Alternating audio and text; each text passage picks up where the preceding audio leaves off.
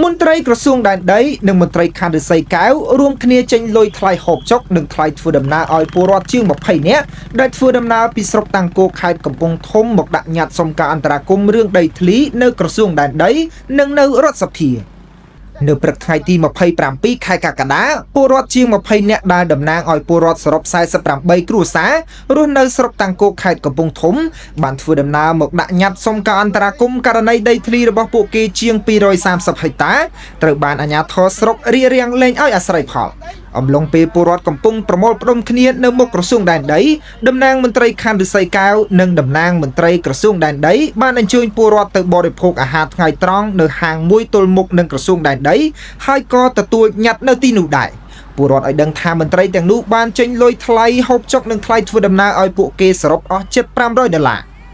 យ៉ាងណានៅមុនការអញ្ជើញរបស់អាជ្ញាធរតំណាងប្រជាពលរដ្ឋបានបញ្ជាក់ថាពួកគេមករាជធានីភ្នំពេញដើម្បីទទូចឲ្យថ្នាក់ដឹកនាំអន្តរាគមន៍ករណីដីធ្លីរបស់ពួកគេដែលធ្លាប់អាស្រ័យផលតាំងពីអំឡុងឆ្នាំ1993ត្រូវបានអាជ្ញាធរហាមឃាត់លែងឲ្យចូលមកសុំចង់សុំពីលោកអាដាមមិនសម្ដេចសុំដីយកទៅអាស្រ័យផលវិញដែលអាបាស្រុកអាបាខេត្តអីគេផ្អាករយៈពេល3ឆ្នាំនេះយើងអ្នកស្រែយើងពឹងពាក់លើដីស្រែចម្ការដំណាំដាំដុះហ្នឹងហើយបងព្រោះយើងអត់មានអុយធ្វើ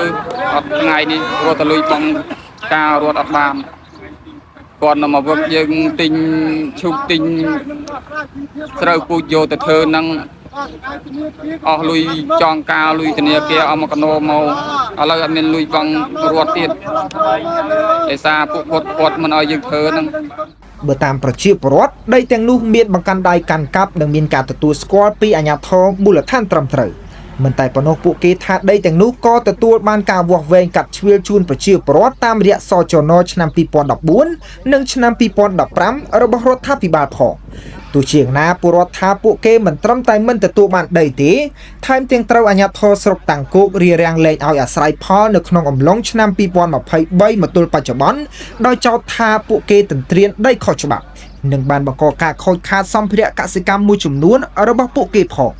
គាត់ចូលមកខាត់ទាំងពួកខ្ញុំប្រហែលក្នុងរយៈពេល3ឆ្នាំនេះអត់ឲ្យខ្ញុំធ្វើទេអាស្រ័យផលទេ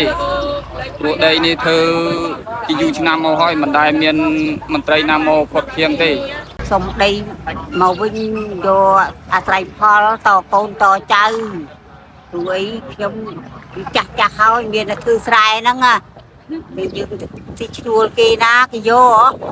តំណាងក្រសួងដែនដីដែលចេញមកទទួលញត្តិប្រាប់ពលរដ្ឋថាក្រសួងនឹងរកដំណោះស្រាយឲ្យប៉ុន្តែបានណែនាំឲ្យពលរដ្ឋដកញត្តិចេញពីរដ្ឋសភាវិញអាជ្ញាធរមូលដ្ឋាននោះមិនបានបំពេញទៅតាមអ្វីដែលមន្ត្រីអង្គការជាន់ខ្ពស់នៃសមាគមការពារសិទ្ធិមនុស្សអាត6លោកយីសុកសានយល់ថាអាជ្ញាធរស្រុកនិងខេត្តបានបរាជ័យក្នុងការកាប់ជ្រឿដីជូនពលរដ្ឋបើទោះបីជារដ្ឋាភិបាលបានចេញសចនតាំងពីឆ្នាំ2014ក៏ដោយអញ្ចឹងយើងស្នើសុំដល់ទទូចពីព្រោះប្រជាពលរដ្ឋគាត់អត់ដីបានគាត់ស្នើសុំដីហើយរដ្ឋាភិបាលមានគោលការណ៍សម្បត្តិដីសង្គមគិច្ចបើសិនជាពលរដ្ឋអត់មានដីទៅដោះស្រាយតាមរយៈសម្បត្តិដីសង្គមគិច្ចជូនពួកគាត់ពីព្រោះគាត់ជាពលរដ្ឋហើយយើងជាអ្នកដឹកនាំជាម៉ែឪផុតគាត់បើគាត់មិនមកទៀមទាឲ្យម៉ែឪដោះស្រាយឲ្យអ្នកណាដោះស្រាយនេះដែលអង្គការសង្គមស៊ីវិលមើលឃើញហើយយើងស្នើសុំទទូចរដ្ឋាភិបាលគួរតែដោះស្រាយជូនពួកគាត់ដើម្បីបញ្ចប់កុំឲ្យមានចំនួនដីធ្លីពីព្រោះដីយើងធំណាស់យើងមានលទ្ធភាពជួលឲ្យទៅក្រុមហ៊ុនបរទេសទៀតហេតុអីប្រជាពលរដ្ឋយើងអត់មានដី